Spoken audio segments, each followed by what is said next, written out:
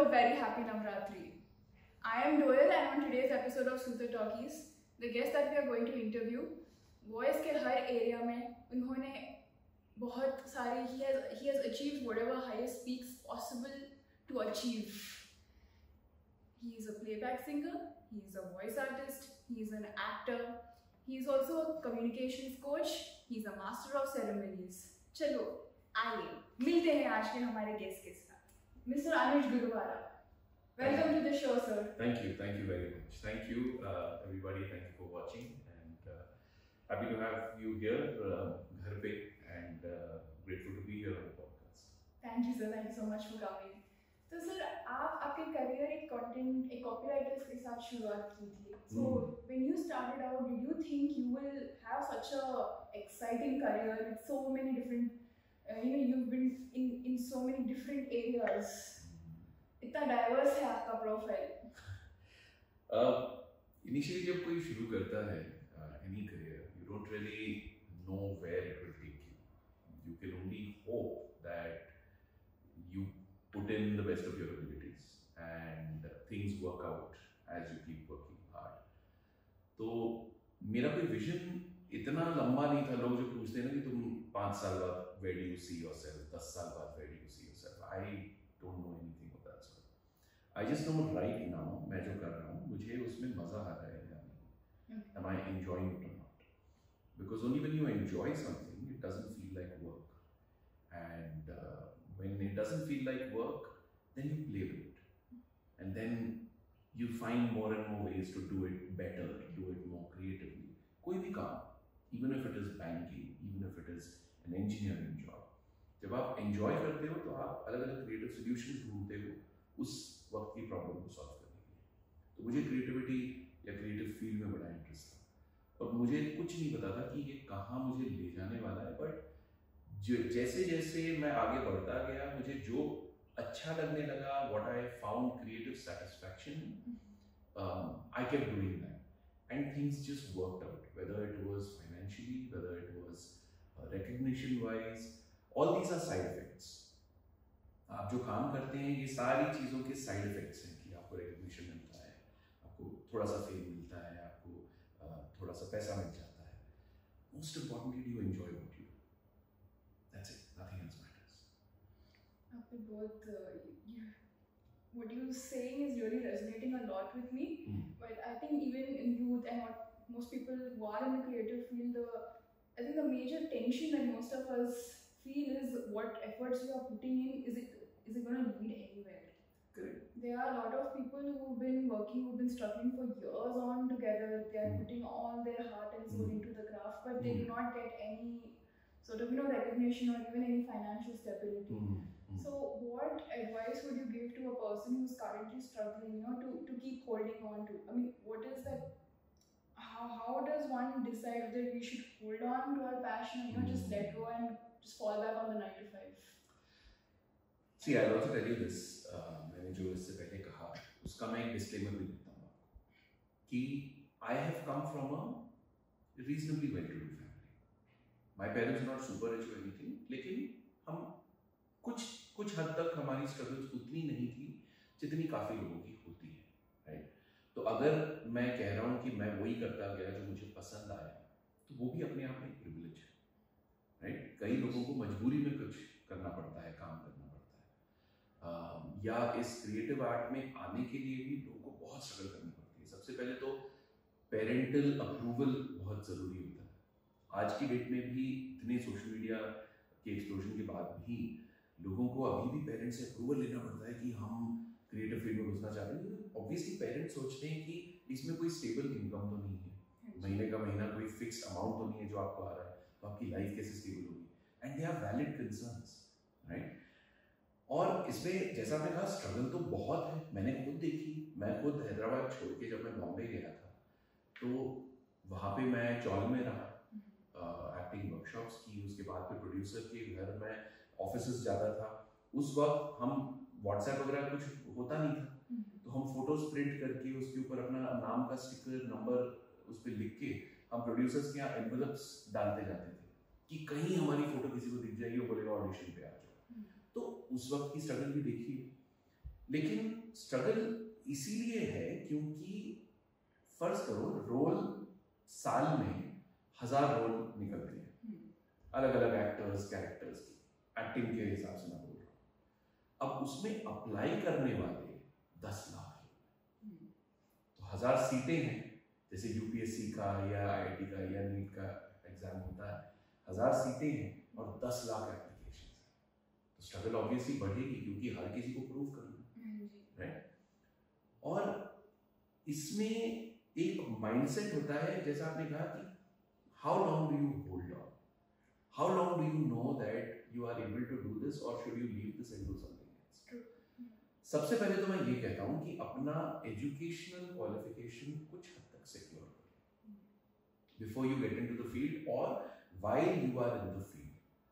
इसको full time मत initially मत ले, पहले अपना एजुकेशन क्वालिफिकेशन थोड़ा सा सिक्योर कर लो, जिससे in case this doesn't work out you have something to fall back on. पता चला आप 10-15 साल उसमें मेहनत मशक्कत करते गए और फिर 15 साल बाद आपने सोचा यार ये नहीं चल रहा, अब मैं और क्या करूं, लेकिन आपने ग्रेजुएशन तक नहीं किया क्योंकि क्लास 12 के बाद या 10th के बाद आपने बोला हम तो एक्टिंग करेंगे, आप घुस गए। अब दुनिया कहाँ की कहाँ बढ़ गई और आपके पास एक डिग्री नहीं है बेसिस विच एनी जॉब और company will maybe take you up. Yeah, and it's not just a degree. आपके पास टेक्निकल नॉलेज नहीं है क्योंकि आपने पढ़ाई नहीं की, राइट। तो सबसे पहले पढ़ाई अपनी कुछ हद तक सिक्योर करो, साथ ही साथ करते जाओ।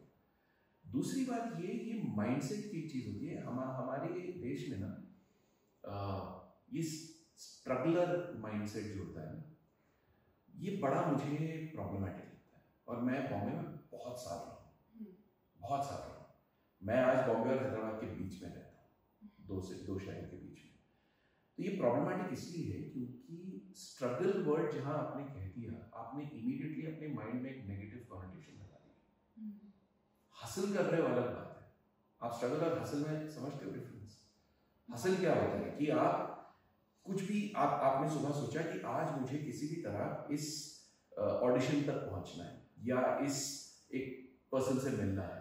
अब मैं अलग अलग जुगाड़ लगाऊंगा, किसी को पूछूंगा आप उनको जानते हो क्या, जिससे मैं उनको एटलीस्ट ईमेल भेज सकूं, या आप कहीं किसी के थ्रू, किसी सोशल नेटवर्क के थ्रू आप उनसे मिलने की कोशिश करो। तो ये आपकी हसल होती है कि हसल का मतलब ये होता है आप कैसे जुगाड़ करते हो किसी तरह अपने गोल तक पहुंचने के लिए। स्ट्रगल का मतलब क्या होता है? स्ट्रगल तो इंसान जो पानी में डूब रहा होता है, जिसे तैरना नहीं आता, वो भी करता है। स्ट्रगल जो कोई मुश्किल में मुसीबत में होता है और उसे समझ नहीं आता मैं आगे क्या करूं, वो स्ट्रगल करते हैं। हमने अपने आप को स्ट्रगलर कह दिया, मतलब हम स्ट्रगल कर रहे हैं, यानी कुछ आसान है नहीं, यानी हमें मजा भी नहीं आ रहा है, हम इतना सफर कर रहे हैं कि हमने उसे स्ट्रगल कह दिया। माइंडसेट की बात होती है। आप जितना उस चीज को एंजॉय करते जाएंगे, आपको स्ट्रगल कम होती जाएगी। मैं भी आपसे अगर I don't know if are you proficient in physics or aerodynamics? Are you? No. You're not. तो अगर मैं आपके सामने फिजिक्स या एरोडायनामिक्स का एक चैलेंज रख दूं और आपको कहूं सॉल्व करो, आप स्ट्रगल करेंगे क्योंकि आपको उसमें मजा नहीं आ रहा। लेकिन अगर आपकी जगह कोई इंसान ऐसा है जिससे इसमें मजा आता है, equations, numbers, angles, speed, temperature, ये सारी चीजों में मजा आता है, then they will start enjoying solving the problem. True. Figure out whether you enjoy it at all. What are you in for? Are you in this field to have your creative energy, or are you in this field because इसमें नाम बहुत है, शोहरत बहुत है, पैसा बहुत है? आपका अगर मोटिवेशन ही गलत है तो आप स्ट्रगल करते ही रहेंगे। तो सही मोटिवेशन क्या रहेगा? सही मोटिवेशन है जो आपके अंदर की आवाज है। Why are you in this? आप अगर शाहरुख खान को देख रहे हैं और सोच रहे हैं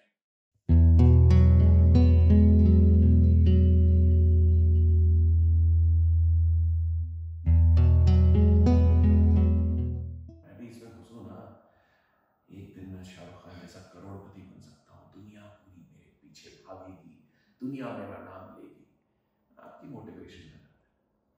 क्योंकि शाहरुख खान भी जब इसमें घुसे थे तो उन्हें लगा था कि यार ये कैरेक्टर्स प्ले करने में मजा आ रहा है, मैं अपने आप को छोड़कर एक किरदार में घुस सकता हूँ। उसका अब उसमें पैसा मिले ना मिले वो अलग बात है, पहले काम तो करो, काम को एंजॉय करो, काम को समझो, काम को सीखो, और फिर काम आपको आगे बढ़ाएगा। हम काम पे फोकस नहीं करते, हम नाम पे फोकस करते, प्रॉब्लम नहीं होती, स्ट्रगल वहां आती है। और वो इसीलिए एक्सपोनेंशियली इंक्रीज हो गई है क्योंकि सोशल मीडिया की दुनिया में हम इंस्टेंट फेम चाहते हैं, हम चाहते हैं वायरल हो जाए। That's not sustainable. जो इंसान वायरल हो जाता है उससे पूछिए कि उसको उस वायरलिटी को सस्टेन करने में कितनी मेहनत लगती है, कितनी मेहनत करनी पड़ती है। जो वायरल हो जाता है इंसान, how much they have to now sit, अरे यार मेरा एक वो रील फेमस हो गया, वायरल हो गया, मुझे और बनाना है, नहीं तो वो फॉलोअर्स जो आए थे वो ड्रॉप हो जाएंगे। अरे यार मैं क्या करूं, फिर आप पूरी दुनिया को देखते रहते हो, ये कंटेंट है, ये कंटेंट है, ये कंटेंट है, ये कंटेंट है। कितनी स्ट्रगल होती है। हर इन्फ्लुएंसर को आप जाके पूछिए, वो बताएंगे आपका प्रेशर कितना रहता है, क्योंकि आपको 1 लाख लोग फॉलो कर रहे हैं, अब आपने सबको एंटरटेन करना है रोज, क्योंकि अब फिल्म्स का जमाना नहीं है कि कुछ महीने में फिल्म आ जाती थी या हर फ्राइडे, अब तो हर 6 घंटे में आपको नया कंटेंट डालना। प्रेशर सोचिए, आपके ऊपर अगर प्रेशर हो कि आपको हर 12 घंटे में एक नया पॉडकास्ट एपिसोड आपको अगर शूट करना है, कितना प्रेशर हो जाएगा। तो what are your motivations, that will define your struggle. So sir, you are also into content creation, no? Yeah. How has that journey been like? It's been tough. I wouldn't say it's easy, but content creation जो है, मैंने जैसे आपको कहा कि आप पे जो प्रेशर रहता है कंटेंट क्रिएट करने का, अब इस भीड़ के बीच में आपको अपनी आवाज ढूंढनी है। कि एक इंसान, फर्ज करें कोई भी अपनी दुकान में बैठा है बंदा, या डॉक्टर के बाहर क्लिनिक में वेट कर रहा है, और फोन निकाला, चले इंस्टाग्राम स्क्रॉल करते हैं। अब आप स्क्रॉल कर रहे हैं, फिर आप ओके, अच्छा कुछ देखा, फिर आप स्क्रॉल किया, फिर ओके, फिर देखा, फिर 4-5 रील्स और स्क्रॉल किया, फिर देखा। वो जो आप रुके 3 सेकंड में, somebody has to do content in a way कि आप 3 सेकंड में आपका अटेंशन रुक जाए, नहीं तो आप स्क्रॉल कर लेंगे। सपोज आपको डांस वीडियोस पसंद नहीं है, आपको कुछ ज्यादा इंटरेस्ट नहीं है, तो आप डांस वीडियो स्क्रॉल कर लेंगे आगे, राइट। सपोज आपको एजुकेशनल कंटेंट में इंटरेस्ट है, तो डांस वीडियो के बीच में अगर एजुकेशनल कंटेंट आ रहा है तो आप सुनेंगे, लेकिन वो भी आपकी टॉपिक के रिलेटेड, राइट। या कोई कॉमेडी कर रहा है, तो पहले 3 सेकंड में आपको व्यूअर का अटेंशन ग्रैब करना है, और उस 3 सेकंड में आपकी पर्सनैलिटी आनी है, आपकी क्रिएटिविटी आनी है, आपका प्रेजेंस ऑफ माइंड आना है, आपका वेट आना है, आपका ह्यूमर आना है, या आपको ऐसी एक लाइन बोलनी है कि इंसान सोचे और बोले कि मुझे और जानना है आप क्या बोलने वाले, इन 3 सेकंड्स। यूट्यूब पे वीडियोस आते हैं, 5 सेकंड टाइम होता है स्किप करने के लिए, ऐड, राइट, इसके पहले ऐड होता है 5 सेकंड। तो बड़ी से बड़ी कंपनीज जो अपने एड्स डालती हैं, उनके पास पहले 1 मिनट का टाइम होता था जब टीवी पे एड्स आते थे, क्योंकि उनको पता था आप कहीं नहीं जा रहे, आप वहीं बैठ के टीवी देख रहे हो। लेकिन अब बड़ी से बड़ी कंपनीज में 5 सेकंड का प्रेशर होता है कि अगर 5 सेकंड में हमने इस व्यूअर को अट्रैक्ट नहीं किया तो वो एड स्किप कर देंगे, हमारा एफर्ट वेस्ट हो जाएगा। तो content, as a content creator ये प्रेशर रहता है, but I have to find what is my voice, and what is my voice is what is true to myself. मैं आपके जैसे बात नहीं कर सकता, मैं ऋषभ के जैसे बात नहीं कर सकता, मैं ना शाहरुख खान जैसे बात कर सकता हूँ, मैं क्या कर सकता हूँ, I can only be myself। अब इसमें प्लस पॉइंट ये है कि दुनिया इतनी बड़ी है, इंटरनेट की वजह से इतने जुड़ गए हैं कि मैं कुछ भी, अगर मेरी जो पर्सनैलिटी है, मैं if I am true to myself और मैं कोई भी कंटेंट डालूं तो मुझे कुछ ना कुछ फॉलोअर्स मिल जाएंगे। ये इंटरनेट का है, नेगेटिव पॉजिटिव उसको मिल रही है। मैं कुछ भी कहूं, मुझे कुछ फॉलोअर्स तो मिल ही जाएंगे, क्योंकि हर कोई किसी और को देख रहा है। अब उनको कैसे बढ़ाना है, उसमें एक खेल तो हुई। Algorithm has to support you. You have to be true to your own algorithm first. आपका internal algorithm क्या है? Okay. Then the algorithm will support you. बहुत, that's a craft in itself. पहले थोड़ा हॉबी टाइप होता था, हाँ जी, अभी बहुत सीरियस साइंस है. Social media is a very serious science now. It is not as कुछ साल पहले तक जो ठीक है कुछ भी डाल देते थे हो जाता. आपको सोचना पड़ता है, तो प्रेशर है बिल्कुल. social media, I think for artists and for creators, it's like their resume, Yes, and lot of people they get their livelihood through content Yes. creation. absolutely. लेकिन आप देखते हैं कई बार कितने सारे कंटेंट क्रिएटर्स हैं जो आप ही फॉलो करते हैं. कुछ टाइम के बाद आप सोचते हैं इसका जरा हो गया, ये fade वही out. चीज आ रही है, फेड आउट हो गई, चलो उसको अनफॉलो करो. हाँ जी, राइट, Yes. ये होता है. yes, तो सोशल मीडिया ह्यूमन रियलिटी का, जिंदगी का एक सिंबल है कि जैसे दूध में वो उबाल आता है ना, जैसे आपने गैस बंद कर दी उतनी ही तेजी से वो नीचे चला. This is social media. Don't take it seriously. Take it slightly seriously but not more than what is required. Because ये जितना ज्यादा तेजी से बढ़ता है उतना ही ज्यादा वो नीचे भी आ जाएगा. लेकिन जो लोग कंसिस्टेंटली धीरे धीरे कुछ ना कुछ करते रहते हैं वो टिके रहते हैं. Consistency is the key. I come back to your first question. तो जो इस क्राफ्ट में है, एक्टिंग में, सिंगिंग में, क्रिएटिव प्रोफेशन में, आप कंसिस्टेंटली छोटे छोटे छोटे छोटे स्टेप्स आप लेते जाइए, आप लंबा गेम खेलिए. आपको आज ही अगर जंप करना है गोल तक तो आप जंप तो कर लेंगे, लेकिन फिर उसके बाद हो सकता है फिर टांग टूट जाएगी. slow and steady. Correct. Slow and steady wins the race. And there is no race. The only race that you have is with yourself. Because you are a different person, I am a different person. Everybody is a different person. There is no competition. There's no competition, but you know everybody has that personal ambition, and we have to leave our mark. Yes, and you should. But your competition with yours is with yourself. That's all. With nobody else. इंसान की personality अलग है, physicality अलग है. अगर आपको किसी role के लिए चुना नहीं गया फॉर इंस्टेंस, उसका मतलब क्या है? It's not that you are not a good actor. It is that कि उस प्ले में या उस फिल्म में या उस ओटीटी सीरीज में जो कास्ट है, राइट, उस कास्ट को साथ में रखते हुए do you fit into the story. Casting वैसी होती है. सूत्रधार कितनी कास्टिंग होती है, राइट? तो इसलिए नहीं होता है कि आप अच्छे एक्टर नहीं हैं, राइट? अब आप देखिए गैंग्स ऑफ मिर्जापुर आप ले लीजिए for instance, gangs of Wasseypur, Mirzapur series ले लीजिए. अब उसमें जो अलग अलग कैरेक्टर्स हैं, जो गुड्डू भैया का कैरेक्टर है जो अली फजल ने किया, राइट, उनकी जो फिजिकलिटी है वो क्या नाम है, उनके जो भाई बने थे विक्रांत नाथ से, राइट, तो उनके साथ उनकी फिजिकलिटी कैसे मैच करती है, या जो फीमेल कास्ट है उनके साथ कैसे मैच करती है, और इन सब की पंकज त्रिपाठी के साथ कैसे मैच करती है. ये कास्टिंग डायरेक्टर का डिसीजन होता है कि आप स्क्रीन पर एक साथ कैसे देखते हो ये पर्सनैलिटीज. तो अगर गुड्डू भैया को प्ले करने वाले 10 और एक्टर्स हैं, 100 और एक्टर्स हैं, लेकिन उनकी वॉइस, उनका जो एक्टिंग का तरीका है वो अच्छा है अपने तरीके में. जो सारे 10 एक्टर्स जिन्होंने ऑडिशन किया उनका भी अच्छा है तरीका, लेकिन does it complement the other characters? ये कंबाइंड डिसीजन लेना पड़ता है कास्टिंग डायरेक्टर को. तो इसका ये मतलब नहीं कि अगर आप सेलेक्ट नहीं हुए तो आप अच्छे एक्टर नहीं, आप अच्छे एक्टर होंगे, नो डाउट अबाउट दैट. लेकिन there are lot of other factors at play. ये आपको अपना मेंटल फोर्टिट्यूड बनाना पड़ेगा. हम सोचते हैं ऑडिशन हमें दे दिया तो उन्होंने कहा वाह वाह बहुत बढ़िया, फिर बाद में लगा नहीं, हम रिजेक्टेड हो गए, घर आए, नहीं यार कुछ नहीं होने वाला है, what is this, right? So there are many, it's a very vast field. आपको इस फील्ड के हर चीज को समझना पड़ेगा. आप कैमरा पे कैसे दिखते हैं, कैसे साउंड करते हैं, टेक्निकल नॉलेज थोड़ी लानी पड़ेगी, और ये क्राफ्ट बढ़ेगा उससे.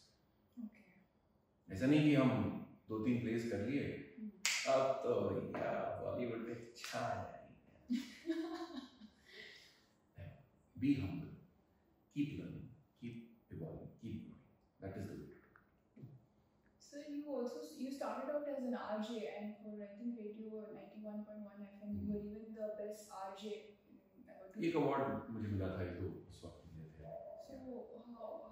So what was the process? How did you get into radio? मैं ऑल इंडिया रेडियो में भी कर चुका हूँ काम, क्योंकि मुझे साउंड से बड़ा मजा आता है. इट्स रियली एंजॉय कि एक इंसान सिर्फ आवाज़ के दम पे कैसे एक ऑडियंस को होल्ड कर सकता है, ना सिर्फ अपनी शक्ल से या अपनी पर्सनैलिटी या फिजिकलिटी से। तो ऑल इंडिया रेडियो में ट्राई किया, एक दो छोटे स्टेशंस थे, रेडियो बिरयानी करके हुआ करता था, एक छोटा सा स्टेशन था, विजय माहूर साहब हुआ करते थे, मेरे एक मेंटर हुआ करते थे, एंड उन्होंने एक छोटा सा रेडियो स्टेशन स्टार्ट किया था, तो वहाँ पे हमें सीख मिली, फिर ऑल इंडिया रेडियो में काम किया। उसके बाद फिर Radio City when it was starting in Hyderabad, तो मुझे कॉल आया था by somebody that was working in All India Radio at one point, Sai Prasad करके। तो उन्होंने मुझे कॉल किया कि we are starting in Hyderabad and I am going to be heading it, why don't you come and join it, because he see me at work. तो मैं उस वक्त चेन्नई में एसएस म्यूजिक करके एक चैनल हुआ करता था, उसके लिए आई वाज अ डीजे, तो उन्होंने वहाँ से मुझे बुलाया।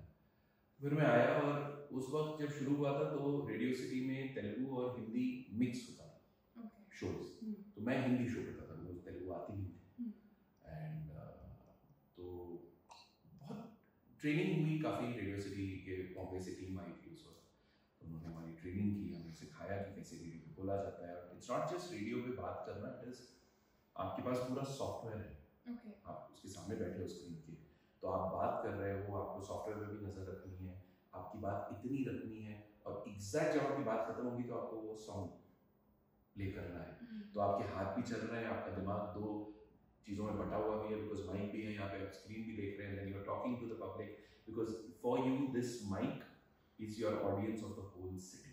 ये सारा शहर हैदराबाद का आपके इतने माइक में समा गया है, आप सबसे बात कर रहे हैं, फिर आप मूवी देख रहे हैं और आपने जैसे ही बात कंप्लीट की आपने गाना प्ले कर दिया, माइक ऑफ किया, फिर अगले पीस की तैयारी की कि आप अगले पीस में क्या बोलने वाले हैं, तो अगले पीस में आपने फिर गाने से शायद रेफरेंस लेके आपने अपनी बात कही, फिर उससे एक एड में आप प्रोग्रेस करें, तो ये सारा एक सिस्टम होता है जो आप सीखते हैं, तो बहुत मज़ा आया। It was two of the most memorable years of my career, 2006 to 2008 radio city में I was the RJ, and बहुत प्यार मिला हैदराबाद से, बहुत ज़्यादा। मैं शाम का शो करता था एंड 6 से 9 आई थिंक होता था मेरा शो कॉल्ड रिचार्ज, तो कभी कभी होता था कि मैं शाम को आता था and I had a long day, और मैं माइक पर बोल देता था कि यार आज मेरा इतना मतलब बिजी दिन रहा है, मुझे 1 मिनट की फुर्सत नहीं मिली, लेकिन मैं आया हूँ आप सबसे बात करने, क्योंकि मेरा शो है और आपके साथ मेरा रोज़ का एक टाइम बंधा हुआ है, लेकिन आज मुझे खाना खाने की भी फुर्सत नहीं मिली, तो किसी तरह मैं ये थोड़ा सा बात कर लेता हूँ आपसे, गाना बजा देता हूँ, बीच में कुछ मैं स्नैक खा के आ जाता हूँ, तो इंतज़ार कीजिए और गाना सुनिए, फिर गाना लगा देता, और बीच में जब ब्रेक होता तो सिक्योरिटी का फ़ोन आता कि सर लिसनर्स हैं लॉबी में, लिसनर्स क्या, तो 2-3 लोग बिरयानी लेकर आए थे, और मैं बाहर गया, उनसे मिला, बिकॉज गाने चल रहे थे उस वक्त, 10-15 मिनट आपके गाने चल रहे होते हैं, तो मेरे पास टाइम, तो मैं बाहर गया, उनको थैंक यू बोला, फिर आया, फिर गाने तब तक खत्म हुए, फिर बिरयानी लेकर फिर मैं लोगों से बोल रहा हूँ कि थैंक यू सो मच, कुछ लोग आए बिरयानी लेकर कि आज मैं आज मैं भूखा रहा तो आप लोगों ने मेरा ध्यान रखा, जैसे मैं आपका रोज एंटरटेनमेंट का ध्यान रखता हूँ, तो ये सारी चीज़ें जब आप एक ऑनेस्टली जब किसी से आप शेयर करते हैं तो एक रिश्ता अपने आप बन जाता है, the connections are made in those personal stories, and you have to be humble about it. अब मैं ये नहीं कहता कि देखिए मैंने तो आज खाना भी नहीं खाया, लेकिन आप लोगों के लिए आया हूँ मैं, क्योंकि आपको मेरी ज़रूरत है, तो ठीक है मैं सैक्रिफाइस कर दूंगा, कोई बात नहीं, लेकिन do you hear the change in my tone? Now you are put off because like एहसान कर रहे हो क्या भाई मुझ पर, you know, but if I say कि देखिए हमारी बात रोज होगी, लेकिन आज खाना मुझे मिला नहीं टाइम खाने का, लेकिन कोई बात नहीं, हम अपनी बातों से पेट भरेंगे, फिर मैं आराम से खाऊंगा, ये पर्सनल कनेक्शन इमीडिएटली बन जाता है। So you have to be humble, you have to be vulnerable, you have to be honest with what you feel, and लोग जुड़ते जाएंगे। So that I had some lovely experiences with radio in Hyderabad. I think it's a great medium, although आज internet के ज़माने में radio का थोड़ा सा कम हो चुका है, but I have fond memories of it. Radio is taken over by so many different types of media. Of course. Podcasting and whatnot. Sir आप बोल रहे थे कि आप you don't know Telugu. Hmm. Then how did Panchadara Bomma happen? I mean, Yeah, that's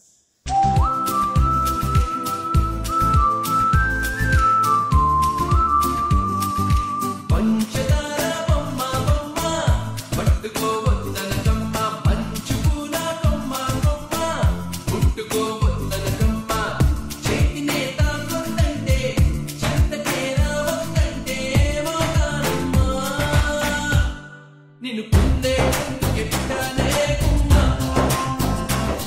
నువ్వు అందకపోతే వృధా ఈ జన్మ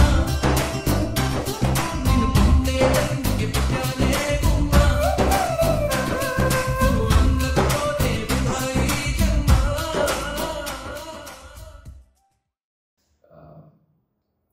I don't speak Telugu fluently. मैं हैदराबाद में पला बड़ा हूँ, पूरी जिंदगी यहाँ बीती है.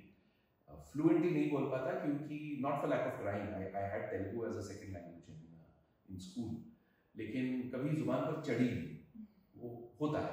You're not able to learn new languages. तो मेरे साथ भी वही था. And जो टूटी फूटी बोलता हूँ तो लेकिन पला बड़ा हूँ यहाँ पर. तो हैदराबाद ऐसा शहर नहीं है कि आप तेलुगु बोले बिना अपनी जिंदगी काट नहीं सकते. It's a very inclusive, very open, very accepting city, very cosmopolitan city. And the Telugu speaking people are very, very kind to you. अगर आप नहीं जानते ना, वो आपको नीचा नहीं दिखाते.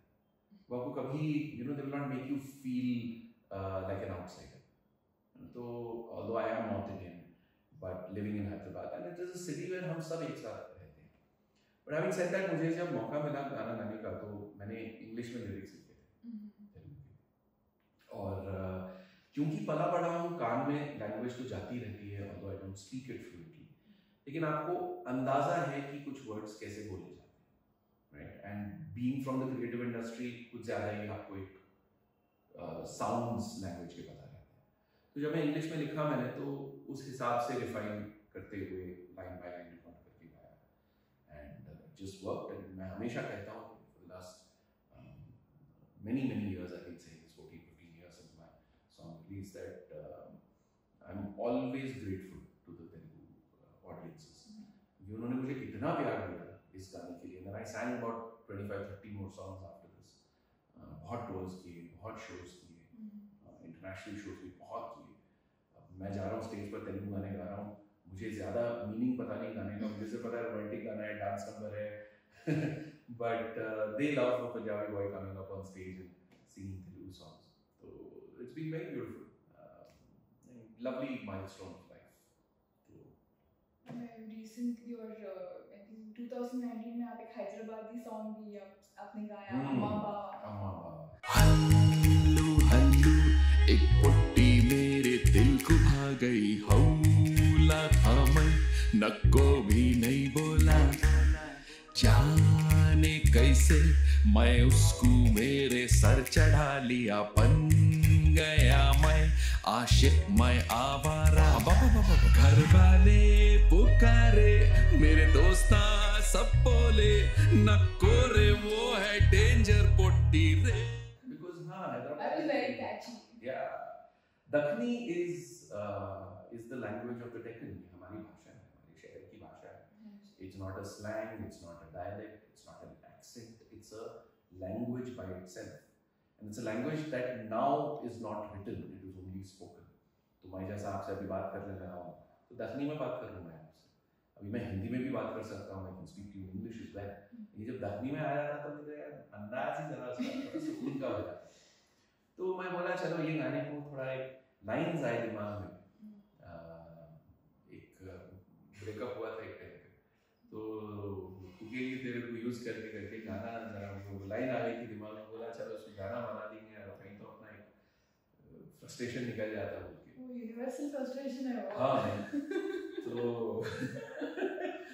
तो वो गाना जरा बना अच्छा. मेरा एक दोस्त बॉम्बे में संकेत सानी करके म्यूजिक दिया उसका.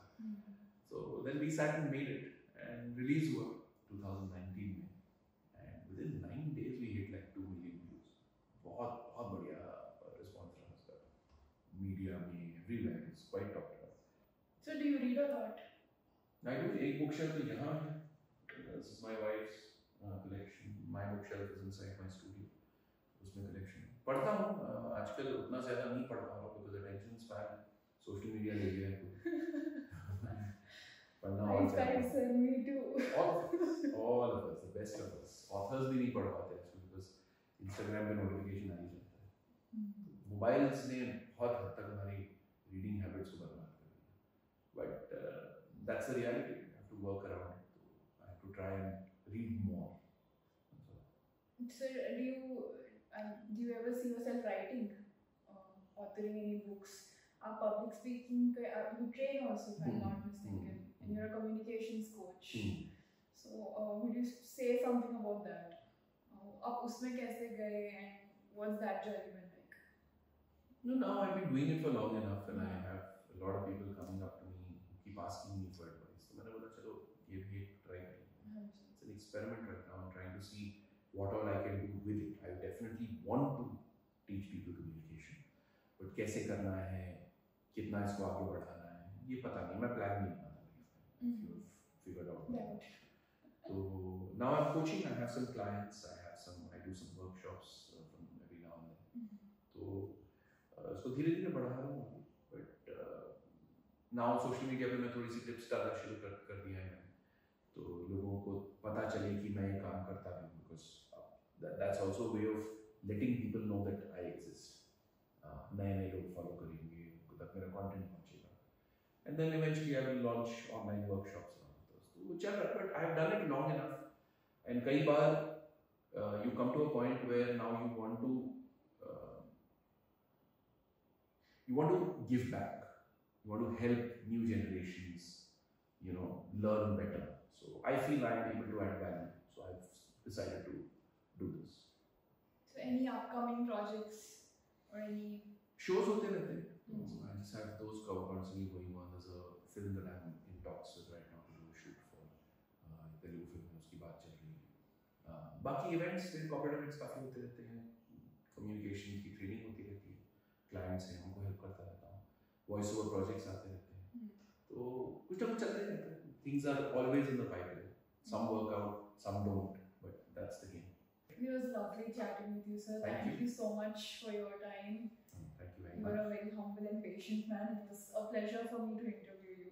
Thank you very much. Thank you for indulging me. Thank you for listening.